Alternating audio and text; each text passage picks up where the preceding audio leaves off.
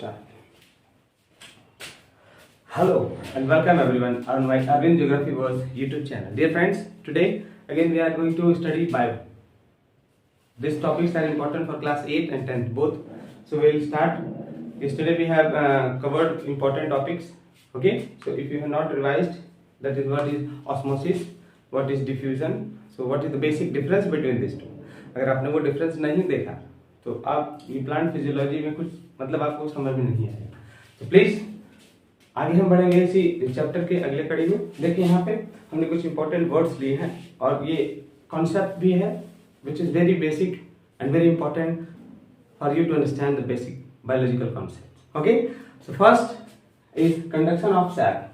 Basically in yesterday's lecture we have studied about the important xylem and phloem. मतलब xylem और phloem के बारे में हमने एक बेसिक बताया था कि उनका फंक्शन क्या है. जैसे xylem basically conducts water from the root to the top, that is to the leaves. Okay, इसका जो मूवमेंट है वो यूनिडायरेक्शनल हो गया. वही अगर हम फ्लोएम की बात करें तो वो लीव्स के अंदर जो रेडीमेड फूड है वो हर डायरेक्शन में, मतलब मल्टी डायरेक्शनली वो हर एक सेल्स तक वो फूड पहुंचा रहा है रेडीमेड. ठीक, तो अभी हम जो यहाँ बात करेंगे वहां हम ये क्या सीख रहे हैं कि सपोज करो अगर ये प्लांट हो गया ना, तो प्लांट्स के रूट से, यानी जो रूट हो गया इससे यहाँ वाटर ऊपर तो जा रहा है, नो डाउट.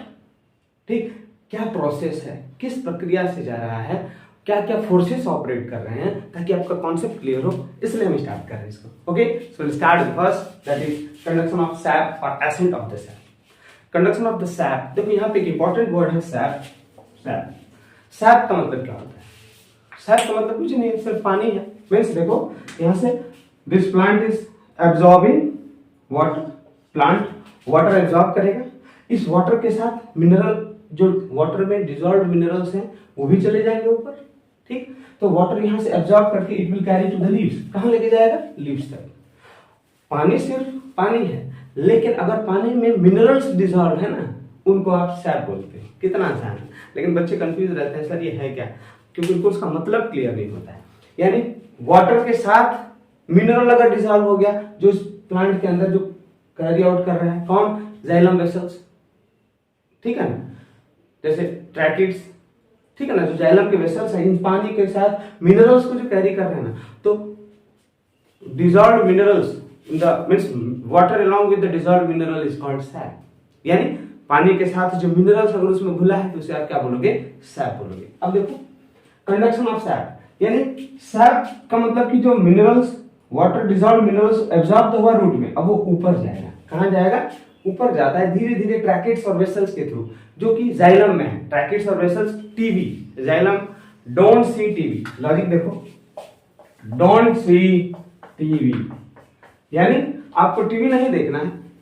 एक्स डोंट का मतलब जाइलम. जाइलम के अंदर जो इंपॉर्टेंट वेसल्स हैं ट्रैकिड्स और वेसल्स, ये इसके कंडक्टिव इंपॉर्टेंट कंडक्टिव टिश्यूज या वेसल्स हैं. ठीक ना, डोंट सी टीवी. आगे देखें, यानी ट्रैकिड्स और वेसल्स के थ्रू ये कहां चला गया? वाटर लीफ में, और ये नीचे से ऊपर गया ना, इसको आप क्या बोलते हो? एसेंट. एसेंट मतलब होता है जैसे असेंडिंग ऑर्डर में अरेंज करते हैं. असेंडिंग मतलब छोटे से बड़ा, तो एसेंट मतलब नीचे से ऊपर. This is accent of SAP. ठीक, कैसे हो गया? सैप क्या है, कॉन्सेप्ट क्लियर हुआ, और नीचे से ऊपर जा रहा है सैप, इसको आप क्या बोलते हो? Ascent of sap. अब हम फिर पढ़ेंगे व्हाट आर द फोर्सेस, मतलब किन कौन कौन से ऐसे फोर्स हैं जिसकी वजह से पानी ना नीचे से ऊपर जा रहा है. Concept clear? कौन कौन से ऐसे फोर्सेस हैं जिनकी वजह से ये पानी जो है वो नीचे से ऊपर जा रहा है. पहला देखेंगे हम कैपिलरी फोर्स. कौन सा फोर्स? Capillary force. अब देखिए आप, कैपिलरी फोर्स बेसिकली जो टिश्यूज होते हैं ना, जाइलम टिश्यूज, उन्हीं के अंदर ये कैपिलरी फोर्स होते हैं. कैपिलरी वर्ड का मतलब क्या है? देखो कैपिलरी एक्चुअली हम थोड़ा सा अगर आपको एग्जांपल है तो जो बिल्कुल पतला पाइप हो गया ना, सपोज करो बिल्कुल पतला पाइप. ठीक, तो अब मान लो यहाँ वाटर है, वाटर हो गया, मान लो यहाँ पे पानी भरा हुआ है. ठीक, जैसे मर्करी बैरोमीटर वगैरह में देखोगे आप, ये मर्करी भर दिया आपने नीचे और उसमें आपने इन्वर्टेड फनल रख दिया. फनल रख दिया ना आपने, इन्वर्टेड फनल, तो मर्करी अपने आप ऊपर चढ़ने लगता है. चढ़ने लगता है ना, चढ़ के आ जाएगा 65 66 जितना है, ये चढ़ रहा है ऊपर. दूसरा एग्जांपल लेते हैं, जैसे मान लो पहले जैसे ऑयल लैंप आता था, लैंप ऑयल वाला लैंप आता था, तो आप उसमें देखोगे कि जब आप जला देते थे माचिस, लैंप जलने लगता था, तो वो उसका जो बत्ती होता था वो ऑयल के अंदर डूबा होता था, तो ऑयल ऑटोमेटिकली उस बत्ती के सहारे चढ़ के ऊपर आ जाता था। वो भी था क्या, एक फोर्स एक्टिवेट होता है, काम करता है, जिसको आप बोलते हैं कोहेशन और एडहेशन। घबराएंगे नहीं, समझेंगे। कोहेशन फोर्स का मतलब, जैसे मान लो यहां से मरकरी चढ़ा ऊपर, उदाहरण में दे रहा हूं, जैसे मान लो अगर ये टफ है ना, रुक जाए, मैं थोड़ा दूसरा एग्जांपल दे रहा हूं, सिंपल ऑयल वाला एग्जांपल दे रहा हूं। जैसे मान लो कपड़े का बत्ती हो गया, इसमें ऑयल ऊपर चढ़ेगा ना, तो अब देखो जब और एक ऑयल पार्टिकल दूसरे ऑयल पार्टिकल को पकड़ के ऊपर चढ़ रहा है ना लाइन से, जैसे मान लो एक ऑयल यहाँ, ये बत्ती हो गया, ठीक। अब इसमें देखो ये एक ऑयल पार्टिकल है, अब ये दूसरे ऑयल पार्टिकल को खींच के पकड़े हुए हैं, तो एक पार्टिकल जब दूसरे पार्टिकल को सेम मॉलिक्यूल का पकड़े ना, तो आप उसको कोहेशन बोलते हैं। को मतलब होता है कोहेशन, कोहेशन मतलब एक पार्टिकल, सिंगल पार्टिकल, मतलब force of attraction between oil molecule, मतलब एक प्रकार के मॉलिक्यूल्स हैं, जैसे मान लो ऑयल हम भी है, ये भी ऑयल, वो भी ऑयल, हम लोग एक दूसरे को खींच रहे हैं, सारे ऑयल वाले पार्टिकल, इसको कोहेशन बोलेंगे, ठीक। अब दूसरा देखो, जैसे बत्ती हो गया, कपड़ा, कॉटन का कपड़ा हो गया, अब कॉटन के कपड़े और ऑयल में जो फोर्स ऑफ अट्रैक्शन होगा, बत्ती से जो तेल चिपक के ऊपर जाएगा ना, तो एक बत्ती हो गया और एक तेल हो गया, तो डिफरेंट हो गए, तो इसको हम क्या बोलते हैं, एडहेशन। कोहेशन एक टाइप के मॉलिक्यूल्स में होगा और एडहेशन अलग अलग टाइप के मॉलिक्यूल्स में। अब देखो यहाँ जैसे कैपिलरी की बात करें हम, तो यहाँ जो जाइलम वेसल्स होते हैं ना, इस प्लांट के अंदर क्या होंगे, जाइलम वेसल्स, है ना, जिनकी वजह से ये वाटर ऊपर चढ़ रहा है। तो अब जो जाइलम वेसल्स है, ध्यान से देखिए, जाइलम वेसल में और पानी में जो फोर्स ऑफ अट्रैक्शन है, इसकी वजह से पानी ऊपर चढ़ने लगता है, और इसे आप बोलते हो कैपिलरी फोर्स। कौन सा फोर्स बोलोगे, कैपिलरी फोर्स। अट्रैक्शन बिटवीन, मतलब बिल्कुल पतला जो पाइप होता है ना, उसमें पानी ऑटोमेटिकली अपने आप चढ़ने लगता है, because of attraction between the water and जो टिश्यू जिसमें है, जैसे जाइलम वगैरह हो गया, तो इसको आप क्या बोला आपने, कैपिलरी फोर्स। डन, ठीक ना। अब दूसरा अगर हम बात करें, देख लेते हैं क्या है दूसरा है, इसमें देखो आप रूट प्रेशर। कौन सा है, रूट प्रेशर। अब देखो यहाँ पानी एक वाटर का ऊपर चढ़ने का रीजन हमने देखा क्या था, capillary force, means attraction between different molecule, that is water and xylem vessels, से पानी ऊपर चढ़ गया।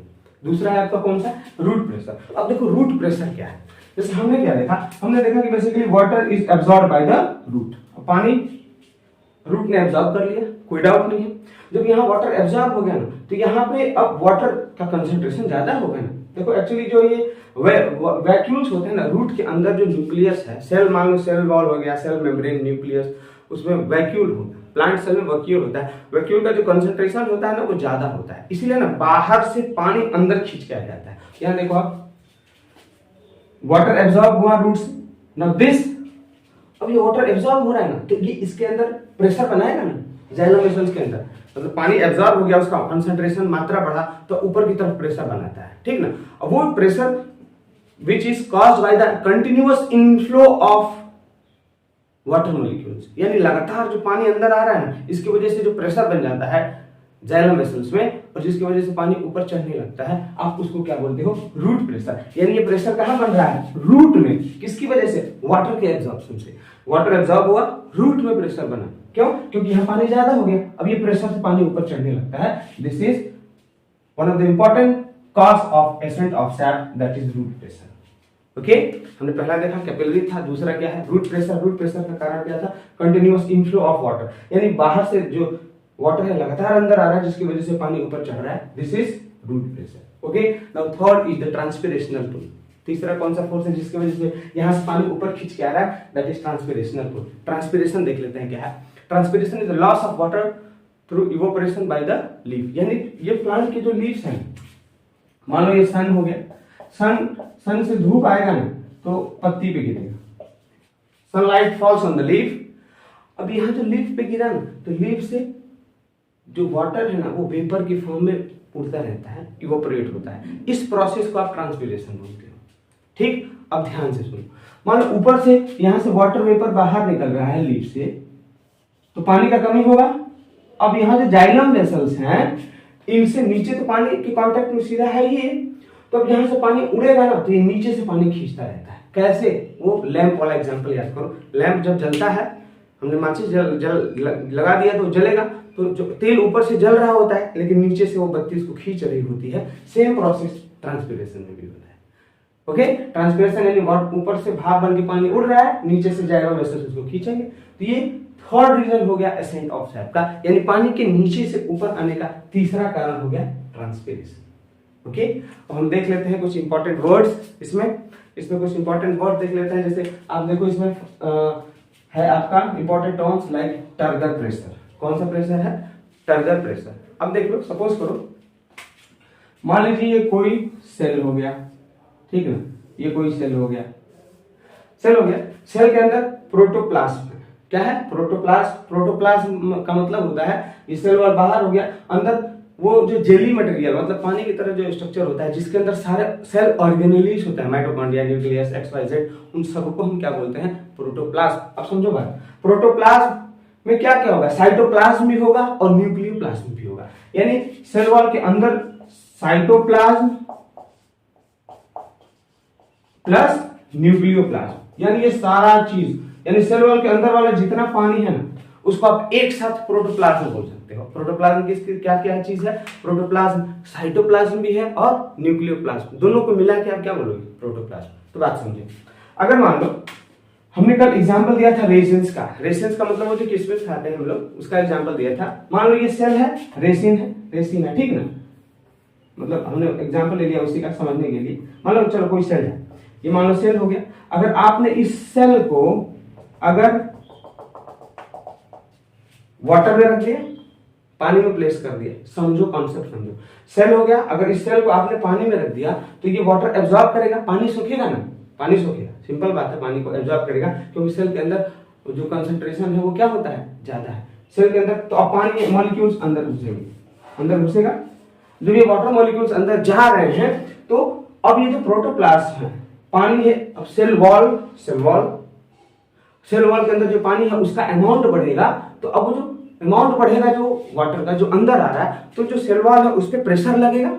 जैसे एग्जांपल समझो, मान लो बलून हो गया, बलून गुब्बारा हो गया, आप उसमें हवा भर रहे हो, तो जब अंदर से हम हवा भरते हैं तो हवा अंदर से बाहर बलून पे प्रेशर लगाएगा, तो बलून भी तो बाहर से उस हवा को दबा रहा होता है, तो यहाँ प्रेशर समझे आप। जब ये जो प्रोटोप्लाज्म होता है, ये जब अंदर पानी जा रहा है तो पानी का अमाउंट बढ़ेगा, वॉल्यूम बढ़ेगा, तो ये सेल वॉल पे ना अंदर से बाहर की तरफ दबाव लगाता है, जैसे बलून में हवा दबाव लगाता है बलून पे, उस प्रेशर को आप टर्गर प्रेशर बोलते हो। क्या बोलते हो?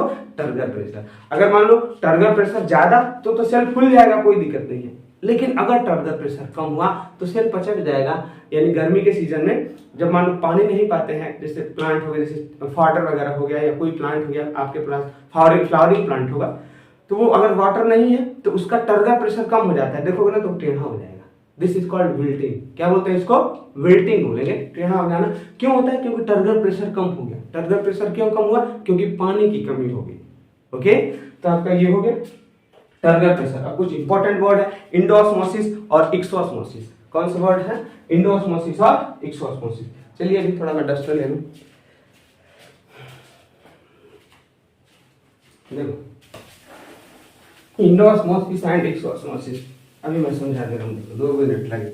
ये एग्जाम पॉइंट ऑफ व्यू से बहुत ही इंपॉर्टेंट है, इंडोऑस्मोसिस एंड एक्सोऑस्मोसिस। देखिए now see, suppose this is a cell. हमने मान लिया कि ये कोई सेल है, ओके, सेल, और ये हो गया मीडियम जिसमें हमने उसको रखा है। Suppose this to be the cell, okay, और यहां हमने सोल्यूशन बना के रखा है, ठीक। अब देखो 2 सोल्यूशन हो सकता है, इसका 2 केस है। पहला केस, ये जितना सेल का कंसंट्रेशन है ना, उससे अगर हम इसको हाइपरटोनिक का मतलब ज्यादा गाढ़ा, अगर हमने इसको ज्यादा गाढ़ा सोल्यूशन में रख दिया, सेल है, इसको हमने हाइपरटोनिक यानी मोर कंसंट्रेटेड, हाइपरटोनिक को क्या बोलते हैं? और मोर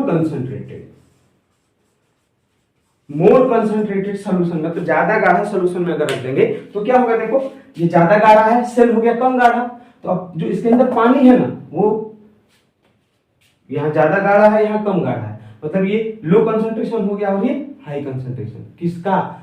यहाँ अब देखो, यहाँ बच्चे क्या कंफ्यूज करते हैं, हमने बोला कि ज्यादा गाढ़ा हमने यहाँ रखा तो यहाँ सोल्यूट ज्यादा है भैया, सॉल्वेंट कम है, यानी यहाँ पानी कम है, उसमें नमक ज्यादा है। सेल से ये ज्यादा गाढ़ा सोल्यूशन है। अगर सेल से ज्यादा गाढ़ा सोल्यूशन में हमने सेल को रख दिया तो सेल के अंदर का पानी बाहर की तरफ निकलेगा। किधर निकलेगा? बाहर की तरफ, और ये हमारा सेल पचक जाएगा। ओके, तो movement of water from the cell, मतलब सेल के अंदर से, when it is placed in higher concentration solution, यानी सेल को जब आप हाई कंसंट्रेशन में रख दो तो सेल के अंदर का जो पानी है वो बाहर निकलने लगे, इसको आप इक्सोऑस्मोसिस बोलते हैं। इक्सो माने बाहर, समझ में आ गया? अब इसका ठीक उल्टा होता है।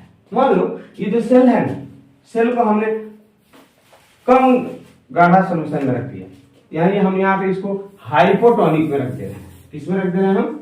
हाइपोटोनिक। हाइपोटोनिक का मतलब कम गाढ़ा। कम गाढ़ा सोल्यूशन में अगर हमने इसको रख दिया, ठीक ना, तो सेल ज्यादा गाढ़ा है और ये कम गाढ़ा है। अब देखो, जो ज्यादा गाढ़ा होगा उधर ही पानी जाएगा। जब सेल ज्यादा गाढ़ा है और सॉल्यूशन जिसमें हमने रखा है वो कम गाढ़ा है, now again water will move from the outer towards the cell, यानी तो पानी कहाँ जाएगा? बाहर से सेल के अंदर पानी घुसना स्टार्ट हो जाएगा। क्यों? क्योंकि सेल ज्यादा गाढ़ा है। जिधर ज्यादा गाढ़ा, कंसंट्रेशन ज्यादा, उधर वाटर का मूवमेंट होगा। अब पानी बाहर से अंदर जाने लगा, इस प्रोसेस को आप बोलेंगे इंडोऑस्मोसिस। इंडो माने अंदर, एक्सो माने बाहर। Okay, movement of water molecules और solvent into the cell is called endoosmosis. Movement of water molecules out of the cell is called exosmosis. Concept की बात करें, अगर जो देखो जिधर गाढ़ा रहेगा ना उधर ही पानी जाएगा। हाइपर मतलब होता है हायर, हाइपो माने होता है लो। हाइपो माने क्या होगा? लो, और हाइपर HYPER, हाइपर माने होता है हायर। यानी अगर हाइपर सोल्यूशन में आपने रख दिया सेल को, गाढ़ा सोल्यूशन में रख दिया तो सेल तो पचक जाएगा क्योंकि उसके अंदर से पानी निकल जाएगा। और वही आपने अगर हाइपो में रख दिया, कम गाढ़ा में रख दिया, तो सेल फूल जाएगा। ओके, अब उसी का अगला कड़ी देख लीजिए, प्लाज्मोलाइसिस और डीप्लाज्मोलाइसिस। ठीक है ना, इसी से समझ लेते हैं। मान लो हमने यहाँ सेल को रख दिया है हाइपो में, हाइपो का मतलब कम गाढ़ा में, तो जो कम गाढ़ा में रख दिया है तो सेल फूल जाएगा। अगर उसके अंदर पानी जाएगा तो सेल फूल जाएगा, तो फ्लैशिंग हो जाएगा। अब देखो, अब इसको हम बोलते हैं क्या? प्लाज्मोलाइसिस और डीप्लाज्मोलाइसिस क्या है? मान लो अगर आपने सेल को हायर सोल्यूशन में रख दिया, ज्यादा गाढ़ा में रख दिया, तो सिंपल है, उसके अंदर से पानी बाहर निकल जाएगा। जब सेल के अंदर से पानी बाहर निकल जाएगा तो सेल पचक जाएगा। उस पचकने को हम प्लाज्मोलाइसिस बोलते हैं। P for plasmolysis, P for पचकना।